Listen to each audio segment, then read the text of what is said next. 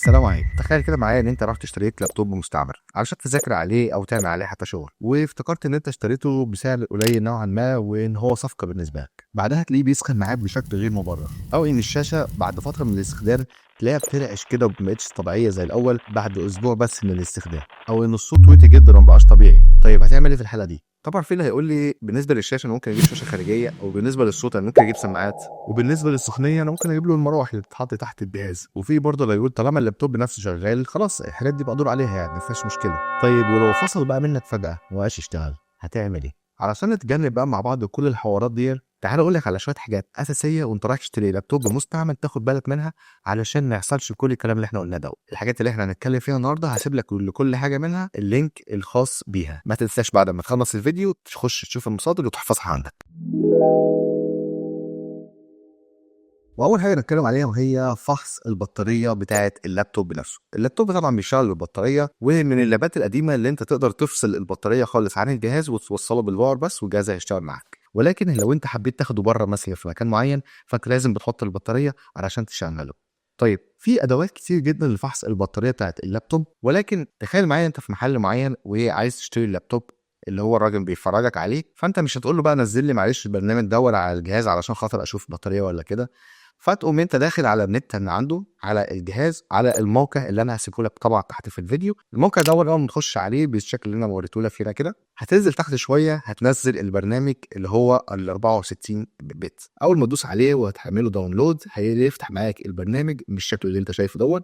دي جايب لك كل المعلومات الخاصه بالبطاريه بتاعه الجهاز من ساعه ما الجهاز قال بسم الله واشتغل. طبعا واهمهم هي الباتري هيلث اللي هو صحه البطاريه. اقل من 80 هي البطاريه يعتبر خلاص ضايعه يعني خالص، لازم بتمشي بالشاحن، يعني ما ينفعش تخرج باللابتوب وانت مش معاك الشاحن، هيفصل منك في اقل من نص ساعه. طب لو حد عنده جهاز اوريدي قديم وعايز يعرف البطاريه بتاعته هل هي مستهلكه ولا لا، واعرف منين حته استهلاك البطاريه، يعني هيجيلي علامات معينه ولا ايه؟ بص في 4 حاجات لو ظهروا عندك تعرف ان البطاريه بتاعت اللابتوب بتاعك خلاص ابتدت تقدم او خلاص ايه محتاجه تتغير مثلا. واول واحده وهي الاستنزاف السريع للبطاريه، يعني البطاريه بتخلص بسرعه اكتر من المعتاد. يعني لو مثلا مشغل فيديو معين او مشغل مثلا باوربوينت هتلاقي البطاريه عماله تنزل بسرعه بسرعه اكنك مشغل لعبه مثلا. تاني حاجه وهي عدم الاحتفاظ بشحن البطاريه، يعني البطاريه ما بتحتفظش بالشحن اللي انت شحنتها لفتره طويله. اول ما تشيل الشاحن هتلاقي في ظرف 5 دقايق بقت من 100% ل 90 80% وانت لسه ما عملتش حاجه لسه. فدي تاني حاجه تاخد بالك منها ان البطاريه محتاجه تتغير. وتالت حاجه وهي ارتفاع درجه حراره اللابتوب نفسه اثناء وجود البطاريه، وكمان باسباب غير مبرره انت مش مشغل اي العاب مثلا ولا اي حاجه هتلاقيه سخن معاك ومن عند البطاريه هتلاقيها سخنه، ده برضو من اسباب تغيير البطاريه. ورابع سبب والاخير بعض الاجهزه مثلا بتديك تحذيرات للبطاريه، غير البطاريه ضعيفه، بتعتمد على الشركه المصنعه لللابتوب نفسه. طيب وتاني حاجه واهم حاجه فيهم وهي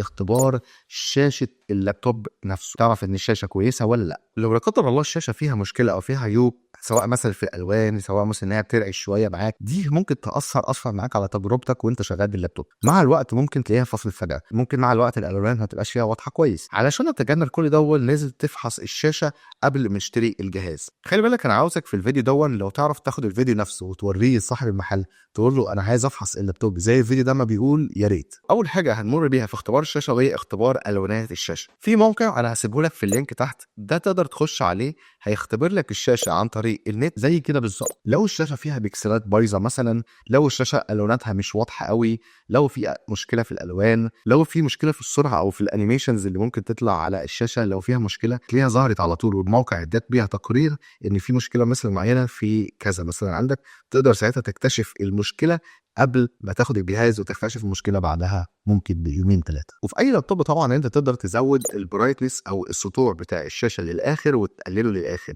حاول تعمل الاثنين وتشوف الشاشه بتتغير الواناتها او السطوع بتاعها اول ما بيزيد الالوانات بتختلف ولا لا. لان لو في اختلاف في الالوانات اعرف ان الشاشه دي فيها مشكله، او حتى ان هي ممكن تكون شاشه اصليه. وبعد كده طبعا الزوايا بتاعه الشاشه، يعني لما تيجي تبص على الشاشه من النص غير لما تبص عليها من الجنبين الرؤية تختلف. طبعا مع اختلاف الرؤية دي ممكن الالوانات ما تكونش واضحة من جنب وتكون واضحة في النص، تعرف ان فيه برضو مشكلة في الشاشة، وممكن برضو ان الشاشة ما تبقاش اصلية بسبب حاجة زي كده. طيب وبعد ما فحصنا الشاشة محتاجين بقى نفحص لوحة المفاتيح، الكيبورد بتاعت الجهاز.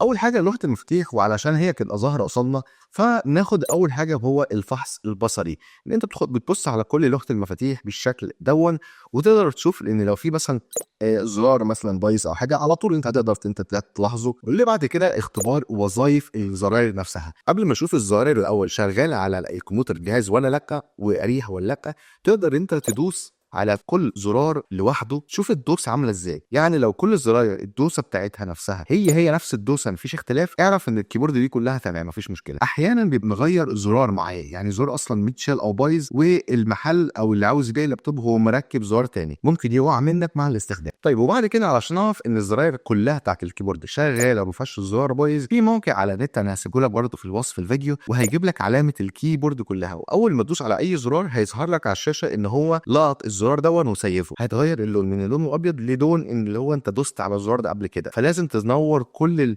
الزراير اللي في الكيبورد على الشاشه وتتاكد ان كل زرار انت دوست عليه هو سمع عنده وسجله خلاص. طبعا برضه في حل تاني غير الويب سايت دور، ان هو انت تفتح ملف عالي بتاع الكتابه مثلا سواء وورد او غيره، وتكتب تدوس على كل زرار في الكيبورد وتشوف هو كتب كل الزراير الموجوده على الكيبورد ولا لا. لان احيانا ممكن تدوس على مثلا زرار حرف معين وما يلقطش، او محتاج تدوس عليه دوسه تقيله شويه علشان يلقط، فانت تعرف على طول ان الكيبورد دي هتتعبك قدام. وصحيح بالنسبه لللابتوب اللي معايا اللي انا بشرح عليه دلوقتي، ده اللابتوب للاسف انا ما خدتش بالي واشتريته من النت عادي جدا، واكتشفت بعد كده ان الكيبورد بتاعته مش كل الزراير شغاله، وعلشان كده اضطريت ان انا اجيب له كيبورد خارجيه استخدمها بدل الكيبورد الاصليه بتاعت الويندوز. فدي برضو حاجه انا وقعت فيها، فانا طبعا مش عايز حضراتكم تقعوا في حاجه زي كده، لان اللابتوب اصلا حاجه غاليه انت بتشتريها سواء لشغلك سواء للدراسه بتاعتك. فتعالوا نكمل الفيديو عشان ناخد بالنا من الحاجه الرابعه وهي صوت اللابتوب نفسه.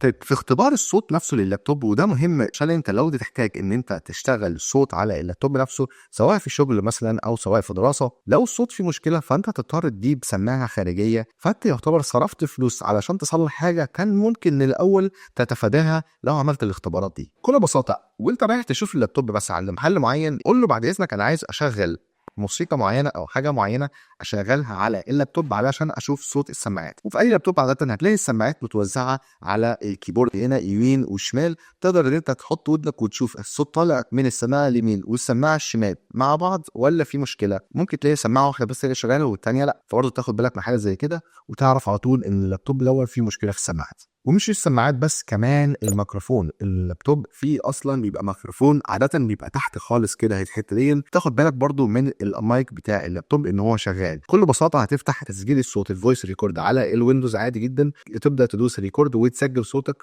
وتقعد تقرب من الميكروفون وتتكلم، هتلاقي الصوت طلع معاك ان هو الشريطه الخضراء دي طلعت معاك تمام، اعرف ان الميكروفون ما فيهوش مشكله. طيب وخامس حاجه نتكلم عليها وهي الواي فاي والبلوتوث. طبعا اي لابتوب لازم يكون فيه واي فاي وبلوتوث، والواي فاي اهميتها ان هي لازم هو يلقط الواي فاي وتستمر في الاتصال بالواي فاي. في احيانا في المشاكل بتبقى في الواي فاي ان هو يلقط الواي فاي من هنا وتفصل بعد شويه. تاني حاجه وهي البلوتوث، وصل له اي حاجه، يعني وصل له ماوس او كيبورد بلوتوث مثلا او حتى سماعه بلوتوث لو معاك، تعرف ان هي اتوصلت معاه وتمام شغاله كويس ما بتقطعش مثلا، يبقى كده البلوتوث والواي فاي ما فيهمش مشكله. طيب وفي شويه معلومات كده لازم نبقى عارفينها برضو واحنا بنشتري اللابتوب، وهي تقييمات العملاء. يعني مثلا انا عايز اشتري اللابتوب من محل معين، لو ينفع المحل ده فيه مثلا ويب سايت او في حاجه مثلا زي جوجل مابس عادي يبقى فيه تقييمات للمحل نفسه، اشوف راي العميل او راي الناس اللي اشترت، او حتى اسال على النت يا جماعه المحل ده اللي اشترى منه هل في مشكله، ممكن يبقى المحل ده مش كويس بيبيع لها حاجه للناس على انها جديده مثلا او على انها حاجه كويسه وتبوظ منهم كمان فتره ومبقاش عارف العيب فيها. فتقييمات الناس اللي اشترت قبل كده ده مهم جدا ان انت تعرف برضه تطمن للمحل اللي انت تشتري منه. وحاجه اخيره لازم تاخد بالك منها وهي الميزه ليلي، يعني انت عايز تدفع كام في اللابتوب مثلا اللي انت ناوي تشتريه، لان في دلوقتي انواع كتير واوبشنز كتير وحاجات كتير، وممكن انت تتلخبط اصلا ويبقى انت عامل حسابك مثلا على مبلغ معين، تيجي تروح تلاقي راجل عمل لك البحر طحينه وقال لك ده في كذا وما فيهوش كذا واعمل كذا وتعب لو زودت كذا هتاخد كذا، فانت تبقى حاطط في دماغك ميزانيه معينه هتجيب منها اللابتوب اكيد هتلاقي مبلغ قليل. وعلشان كده بقول لك انت لو لقيت حاجه قليله اعمل الفحص اللي احنا لسه قايلينه دلوقتي، وان شاء الله هتاخد حاجه نقطه ومش هتبوظ معاك. وربنا يوفق الجميع باذن الله ان هم يختاروا حاجه كويسه. واللي عنده اي مشكله او عايز يستفسر على حاجه معينه او اشترى اللابتوب وفي مشكله معينه ظاهره فيه ومش عارف يحلها، يا ريت يتواصل معايا ويبعت لي، وان شاء الله ارد عليه في اسرع وقت. واشوفكم في الفيديو الجاي ان شاء الله. السلام عليكم.